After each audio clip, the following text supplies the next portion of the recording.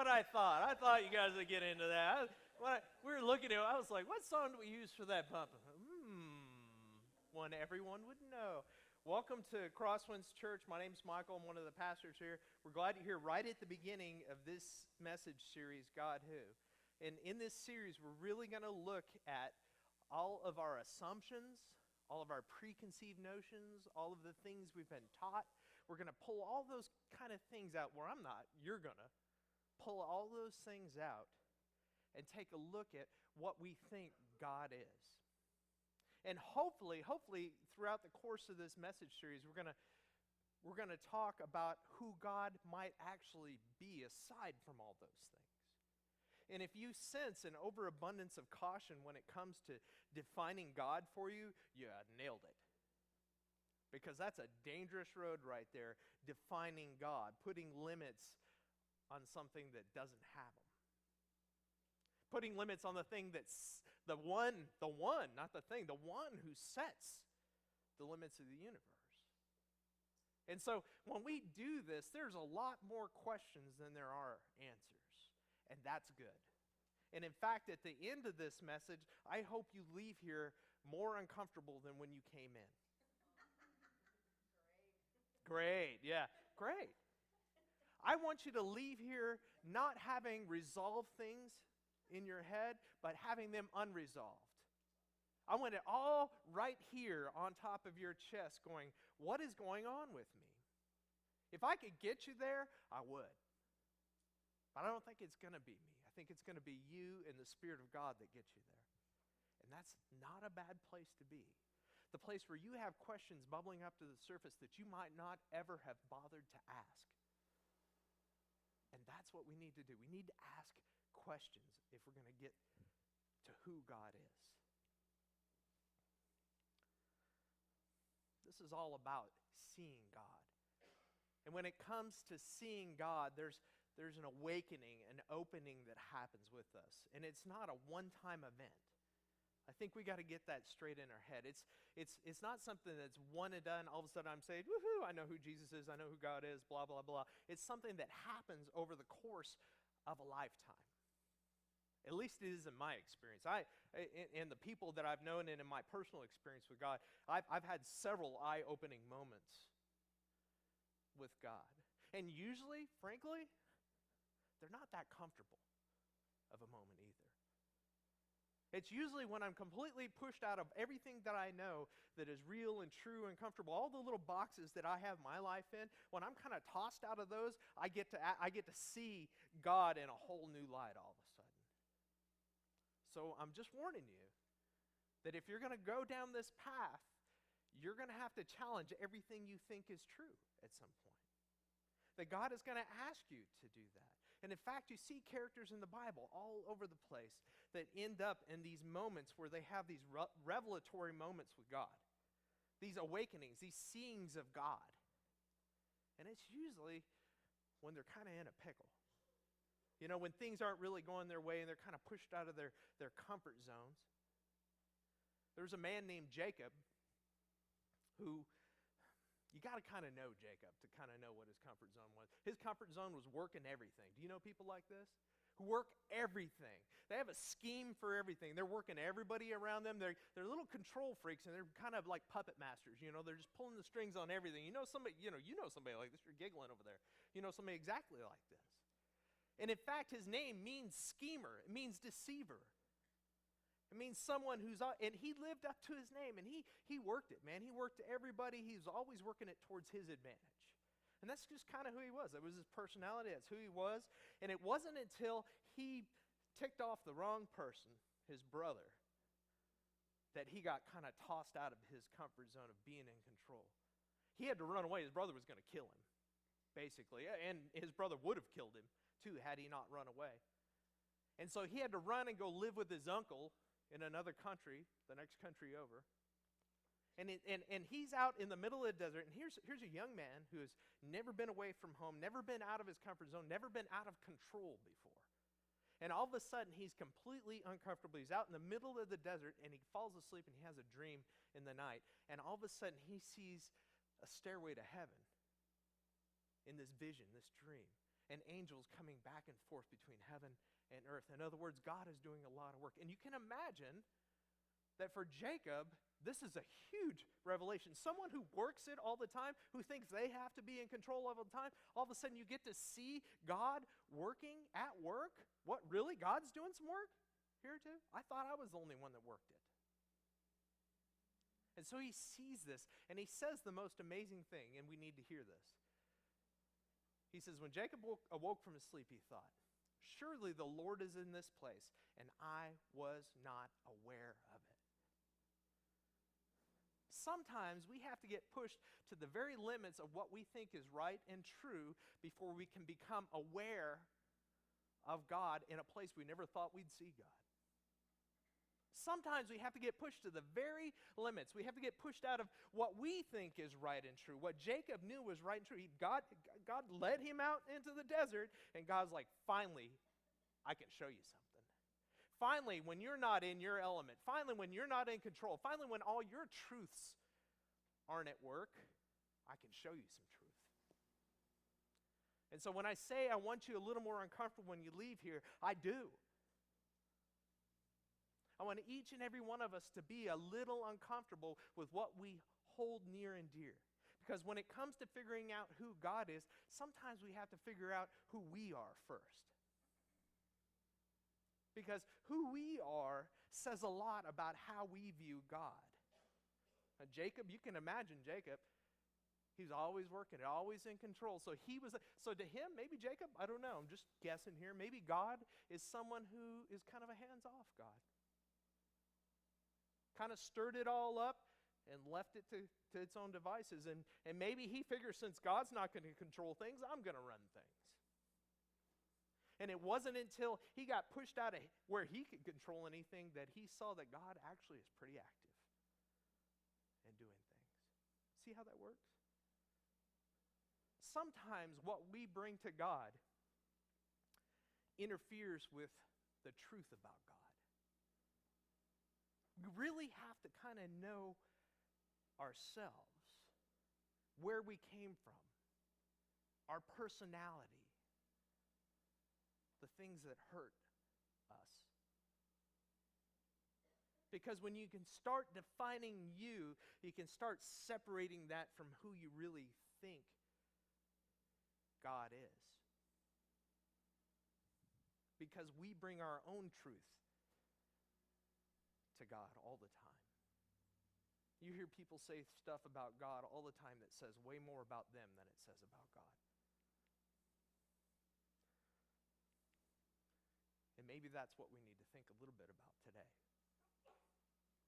is truth. Maybe we just need to go ahead and say it. That when it comes to the truth, there's a lot of truths at work. That every last one of us brings ourself into the picture, and we become the lens with which we view God and the entire universe, correct? I mean, it's true. We don't like to think it's true. We like to think we see things objectively, but really the truth is a lot more squishy than that, isn't it? It's filtered through all of our junk. And then we say, that's the truth. And then something happens that shatters our world or rocks our world, and all of a sudden that truth changes, doesn't it?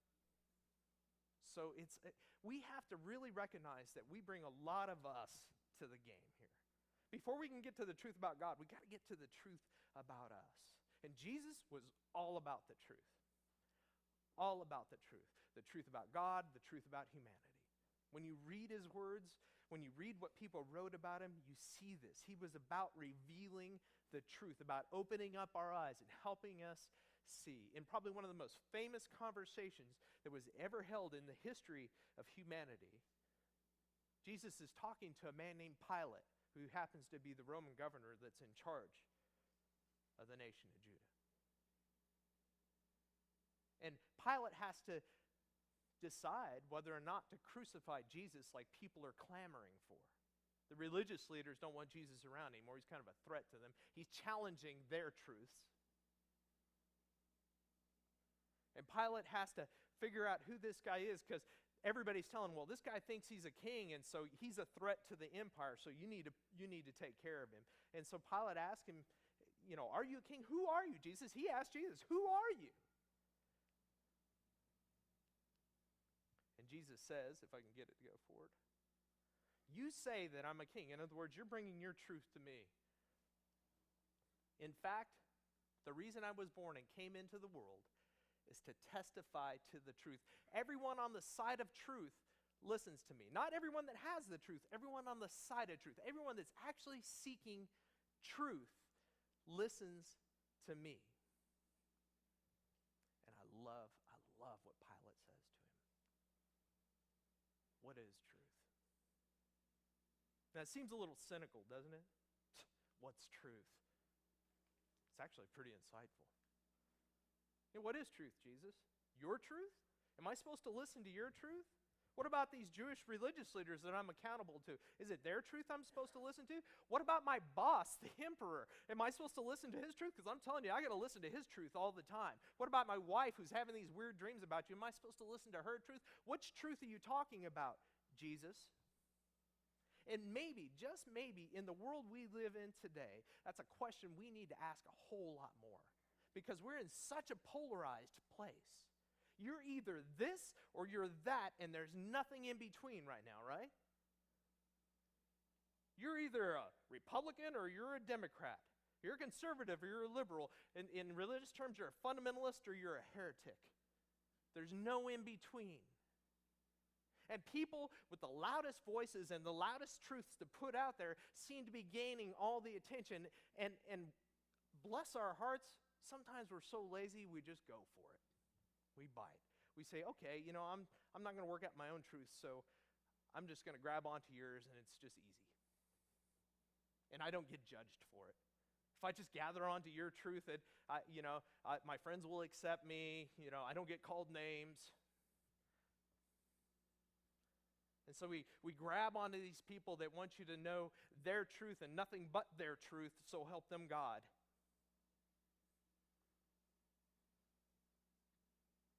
But is that the truth?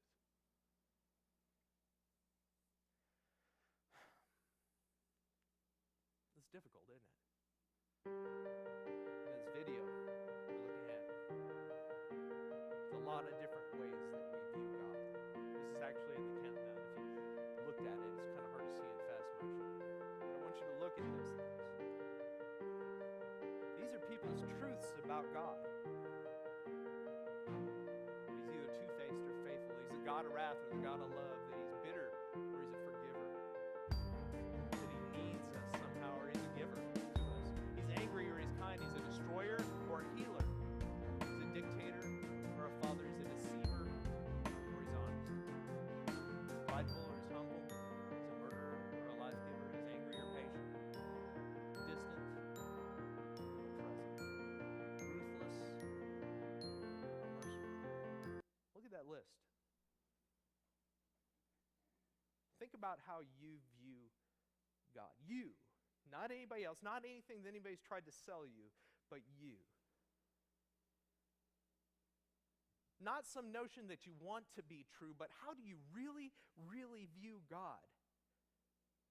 What lens do you look at God through? Do any of these ring a bell to you?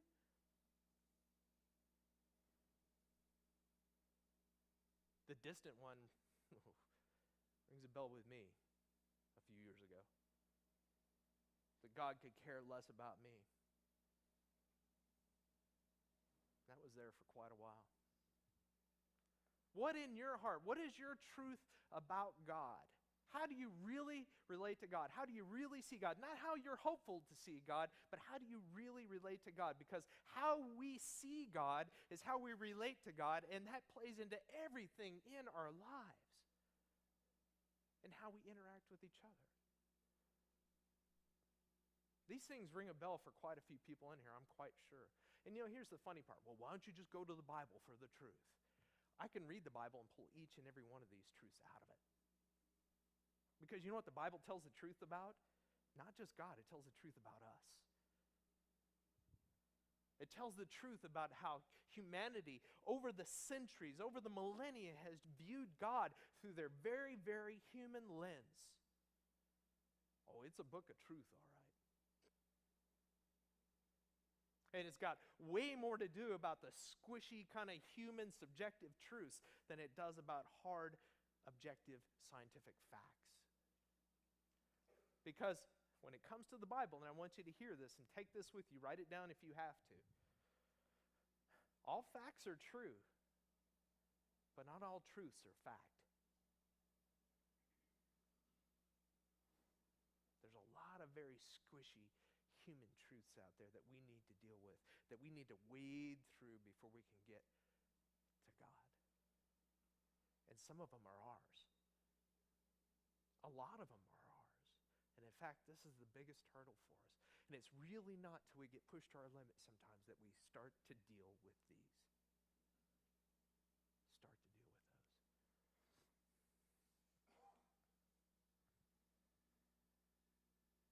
Who is God to you?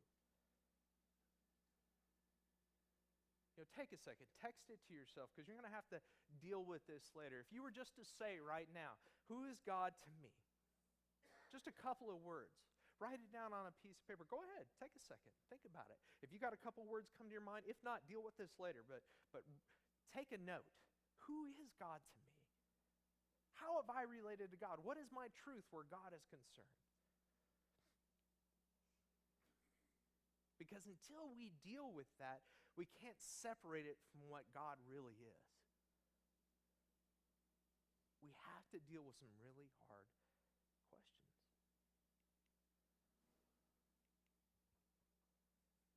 We have to wrestle with it. We have to wrestle with who we are. We have to wrestle with how we view God if we're going to get to the truth.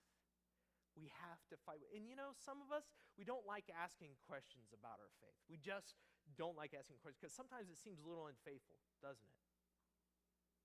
When we're wrestling with these things that we wrestle with God, sometimes it seems a little unfaithful, but it's not unfaithful. Jesus invites us into this struggle. God invites us into this struggle.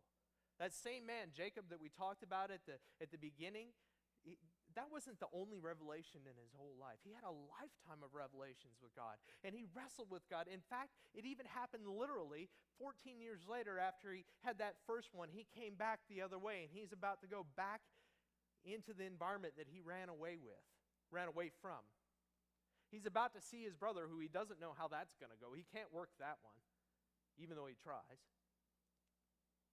And he's very anxious, as you could imagine, because once again, he's out of control. And he sends his family on ahead, and he lays down, and he has another vision of God. And God comes in the form of an angel and wrestles with him all night and fights him all night. And it's almost a figurative image of what we're supposed to do with God.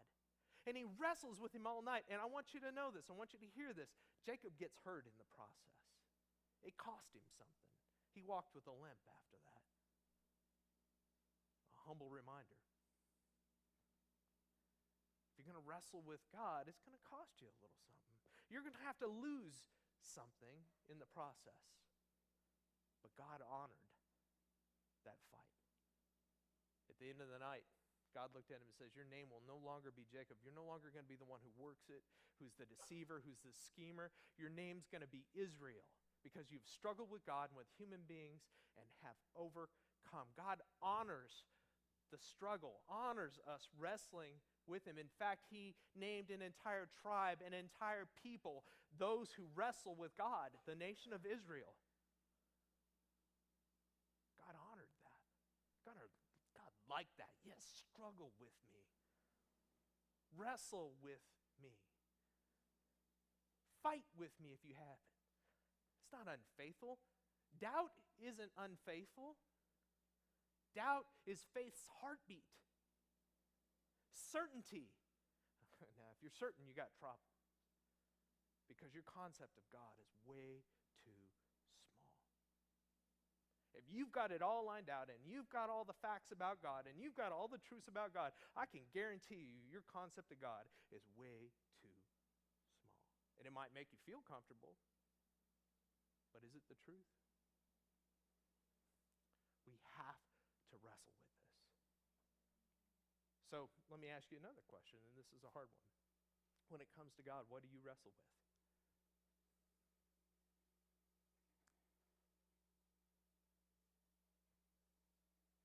What's hard for you to take?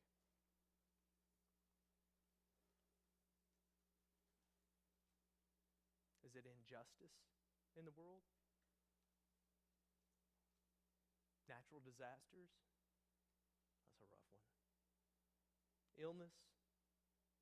Loss? The unfairness of it all? Feeling unworthy? What is it?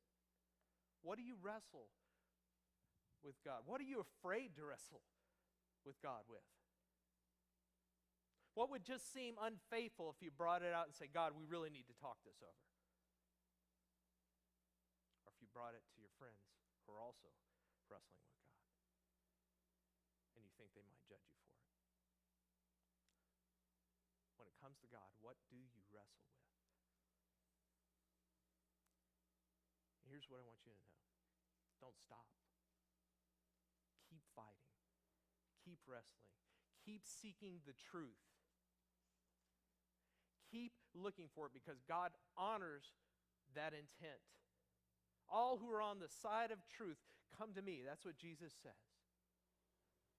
Keep fighting. Don't give up. It's not unfaithful. In fact, it's the most faithful thing you'll ever do because God is the truth. It's the most faithful thing you'll ever do is wrestle with what you need to wrestle with. Have God bring you to some sense of peace.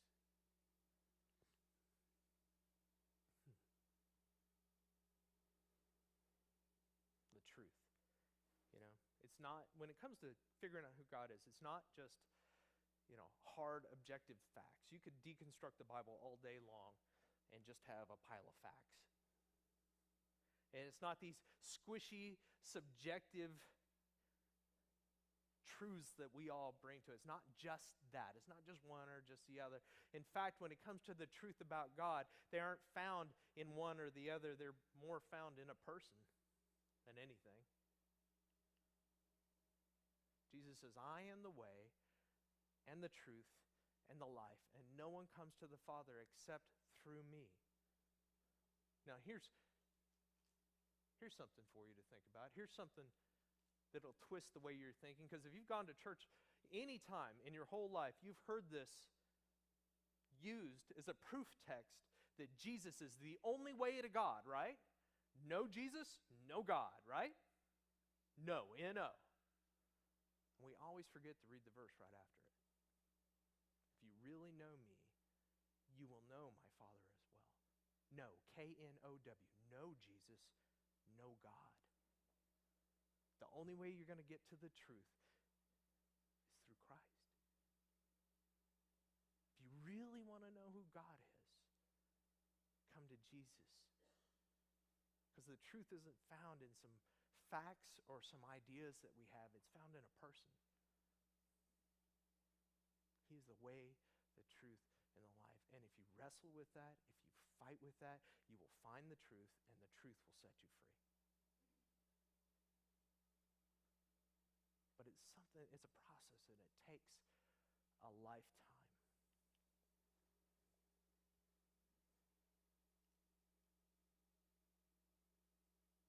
I hope you leave here today uncomfortable. I hope you leave here today in turmoil a little bit. I hope you leave here today fighting on the inside, but don't keep it to yourself. That's why you have a church. That's why you have friends. We wrestle together. We are Israel, the people who wrestle with God. We struggle together. God put us together for this purpose. Talk about this. And not just with your church friends, with all your friends. When it comes to God, what do you think? What do you wrestle with? Find out some truths beside your own, and maybe, just maybe, it'll help you get outside of yourself a little bit and see the truths you're seeing everything through.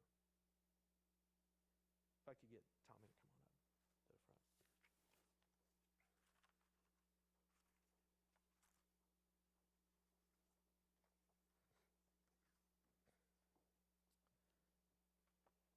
We're going to take our offering here in just a minute, and our ushers are going to come up, and we're going to sing our closing song. And at Crosswinds Church, we try to challenge ourselves every week to kind of explore the truth, to follow after Jesus, to grow a little bit, to expand ourselves.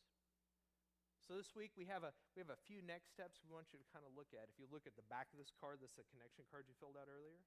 In a minute, when the offering buckets are passed, if you're a guest here, don't feel pushed to give to the mission that we're performing. Our offering is for us. It's a way we worship because we feel that God has led us to this and we want to invest in this. So please don't feel pushed to give an offering if you're a guest. This service is our gift to you. Just please put this card in the bucket when it comes by. If you look at the back of it, it says, I will attend the Real Issues class on November 10th to discuss the issue of hunger in relation to our faith. Here's one of the problems with church nowadays. We don't talk to each other. You get me or Suzanne or Scott up on stage and we talk at you. Okay? That happens way too much. That happens way too much. We need to talk with each other about these things. If we're going to start living into the faith, if we're going to start living out the love that God wants us to live out in the world, we need to talk about these things and come to some conclusions and strategies together. And this is a big issue, and it's an issue this church is invested in. We have over 200, almost 300 backpacks we fill every week for kids at the school. We're trying to address this issue of hunger in our area. These are kids that have no food on the weekends at home.